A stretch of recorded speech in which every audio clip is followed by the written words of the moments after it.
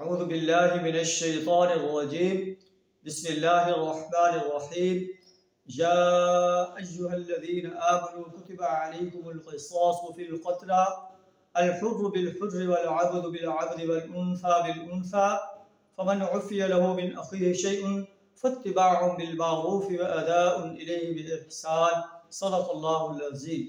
سورہ البقرہ کی آیت نمبر 178 کا جز آپ کے سامنے تلاوت کیا ہے۔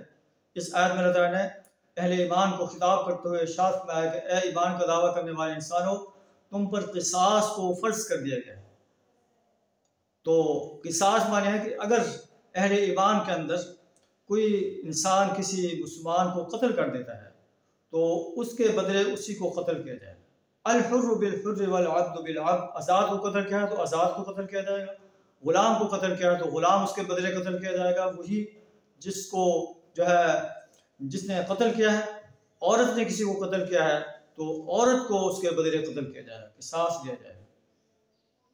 تو اگر وہ ورثاء کے مقتول اس کو معاف کرنا چاہیں تو معاف کر سکتے ہیں، اگر اس سے جو اپنا قصاص لینا چاہیں تو قصاص لے سکتے ہیں۔ تو اللہ فرماتا ہے کہ قصاص لینے میں یا معاف کرنے میں فاتباع بالمعروف، تو معروف طریقے سے اس کا اتباع کیا جائے۔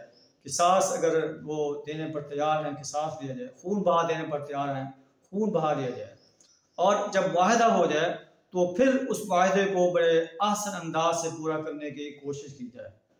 ایسا نہ ہو کہ کسی کی طرف سے کوئی زیادتی ہو، اگر زیادتی ہوگی تو وہ زیادتی کرنے والا اللہ کی عدالت میں جو ہے اس کا جواب دہ ہوگا۔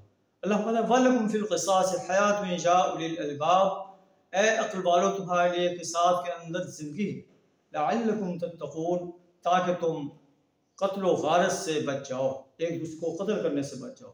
جب قتل کرنے والا یہ سوچے گا کہ میں اپنے فلاں بھائی کو قتل کرنے کا ارادہ رکھتا ہوں تو اسے یہ احساس ہوگا کہ اس کے بدلے مجھے بھی قتل کر دیا جائے گا، تو اپنے اس ارادے سے باز آ جائے گا۔ قرآن کہتا ہے کہ اس میں تمہارے لیے زندگی ہے، اس سے قتل کرنا رک جائے گا۔ تو اللہ سے دعا تعالیٰ ہمیں قصاص کے اس قانون پر عمل کرنے کی توفیق عطا فرمائے۔ وآخر دعوانا الحمدللہ رب العالمین۔